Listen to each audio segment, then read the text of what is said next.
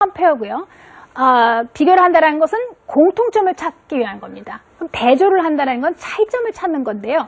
이런 식의 그 그래픽 오거나이저를 완성하는 것이 단순히 그 책을 읽은 것에 끝나지 않고 뭔가 생각을 하게 해주거든요. 예를 들어서 흥부와 놀부를 한번 비교해 봅시다 라고 제가 얘기를 한다면 뭐 막상 떠오르는 건 차이점만 떠오르실 거예요. 그렇죠? 두 인물을 워낙 그 차이가 나게 서로 극명하게 다른 성격을 부여했기 때문에 작가가 그런데 이렇게 벤다이어먼 그래를 그려놓고 공통점을 한번 찾아보자라고 한다면 생각을 해야 되는 거죠. 그 여러분 한번 생각해 보세요. 흥부와 놀부 사이의 공통점이 뭘까요? 네, 부모가 같다라는 거, 또 한 동네에 산다라는 거, 그런 것도 뭐 심지어는 뭐 남자라든가 이런 것도 얘기를 할 수 있는 거죠. 그러니까 글에는 써 있지 않지만 어떤 그 추론을 하는 그런 것이 필요합니다. 그래서 각각의 다른 점은 뭐냐 그러면 또 누구는 착해서 복을 받고 누구는 뭐 나쁜 짓을 해서 벌을 받는다 막 이런 얘기들을 하게 될 겁니다. 그런 것을 완성해 나가는 것을 compare and contrast라고 하는데요.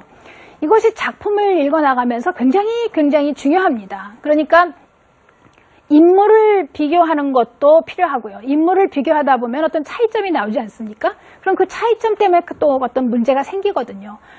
그 다음에 또 어떤 서로 추구하는 생각이 달라서 문제가 생기는 경우도 있고 또는 추구하는 생각이 같아서 뭔가 목표를 이루기도 한다는 거죠. 그래서 글을 읽어 나가면서 무언가의 그 차이점, 공통점을 찾아보는 것은 무척 중요한데요. 이게 반드시 그 어떤 작품에서만, 소설에서만 필요로 하는 건 아니고요.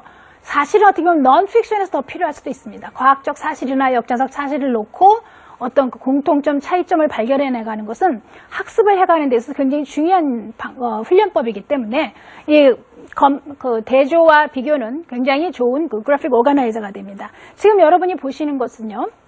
초등학생 아이가 완성한 건데요. 역시 고전입니다. 그 The Billy Goat Gruff로에서 그 염소 얘기 있죠. 염소 3마리 얘기 혹시 기억하실까 모르겠습니다.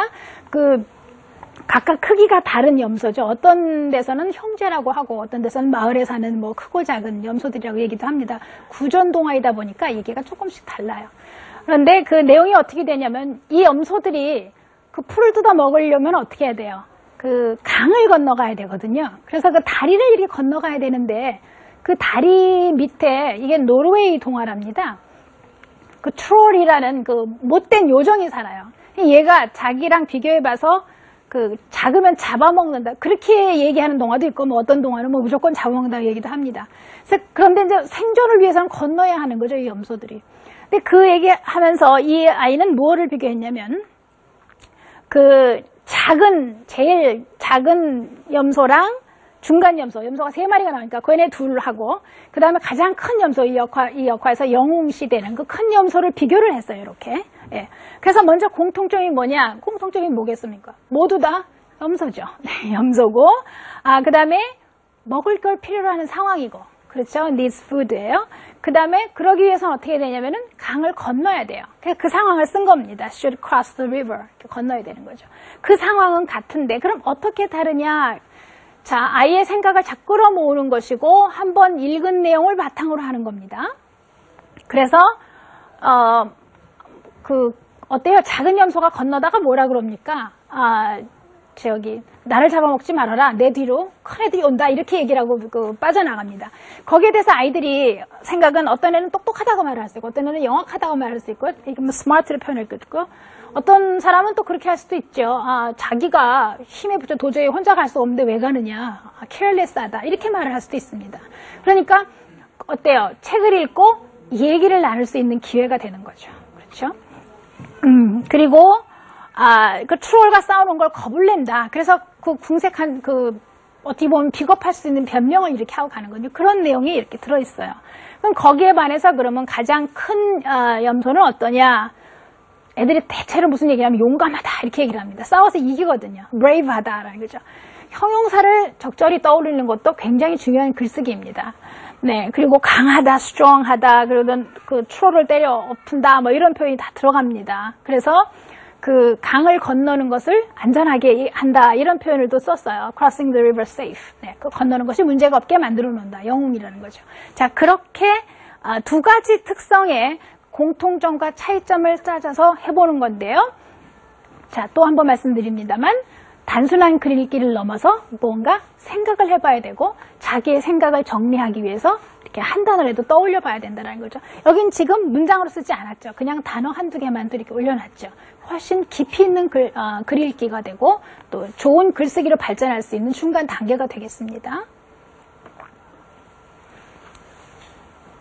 자, 그 다음에 Problem and Solution이라는 그래픽 오거나이저입니다. 아까 그 스토리 맵에서도 살펴봤던 것처럼 그 프로블럼과 솔루션을 찾아내는 것이 혹은 그 프로블럼이 뭐고 그것이 어떻게 해결되는가의 과정을 이해하는 것이 어떻게 보면 한 작품을 다 읽어내는 전체일 수도 있습니다.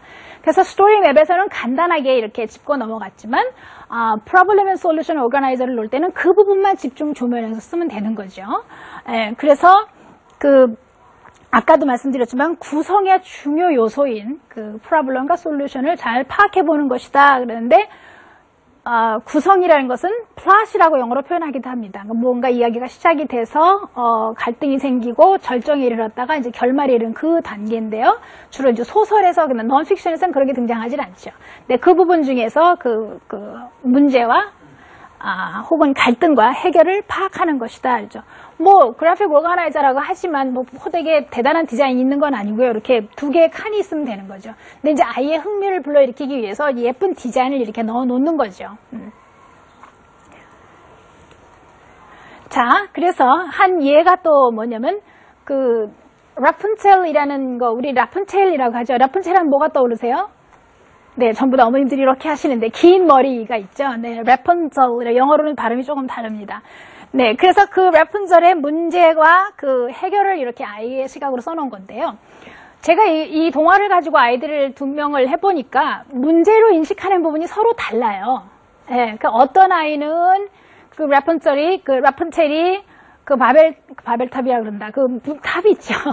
그 탑에 갇혀서 내려오지도 못한다라는 것을 문제로 보는 아이가 있는가 하면 또 어떤 아이는 왕자님이 그 탑에 올라갔다가 그 마녀한테 속아서 올라가잖아요. 올라갔다가 뛰어내려서 눈을 멀게 되죠.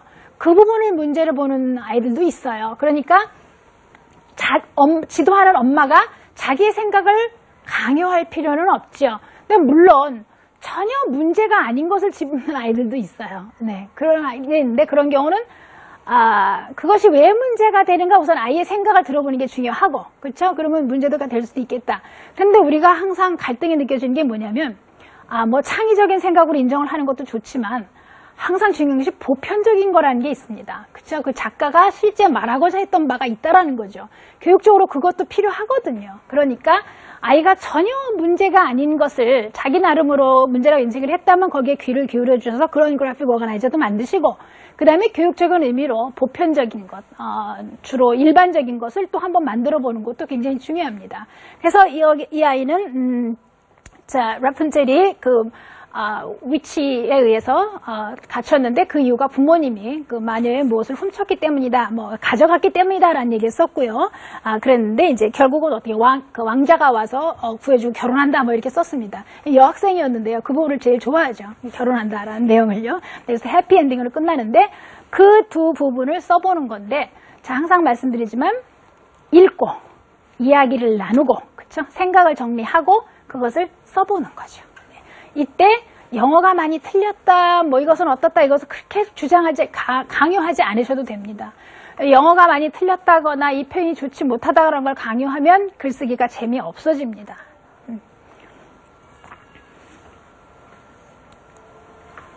자, cause and effect, 원인과 결과인데요.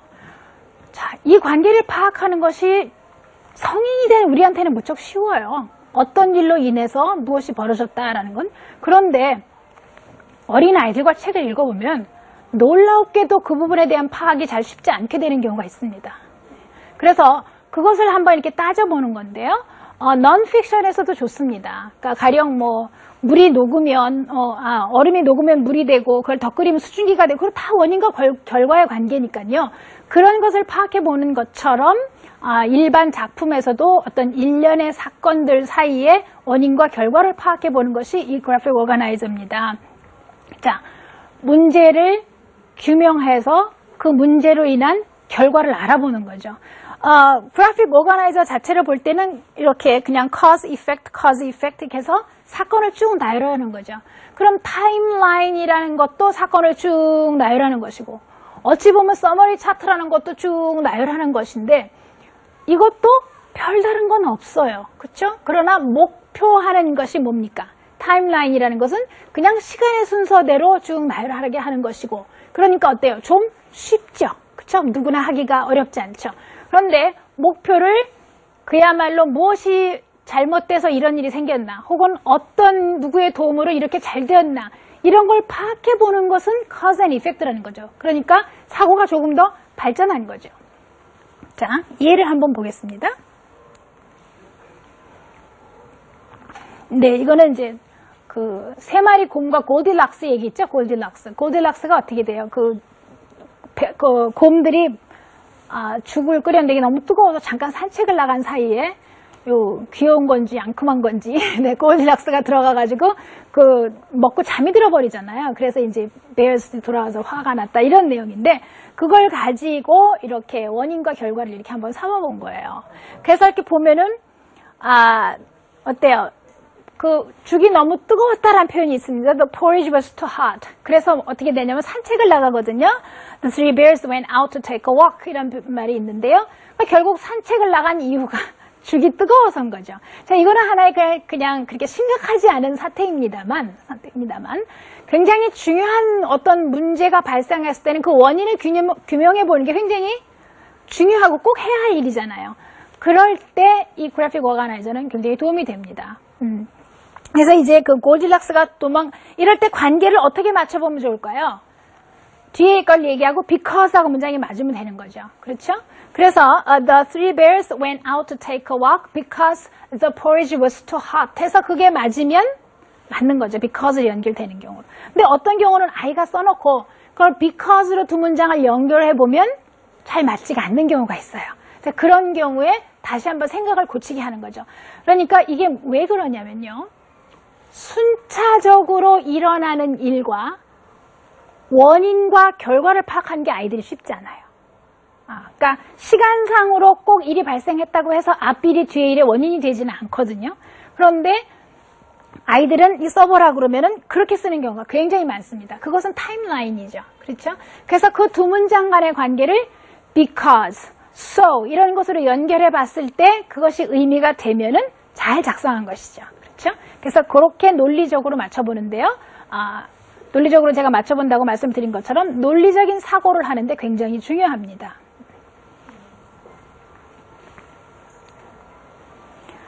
네, KWL이라고 하는데 이게 뭘 의미하는지 좀 아세요? 많이 보셨죠? KWL. K는 뭐죠? Know죠. Know. 이미 알고 있는 거예요.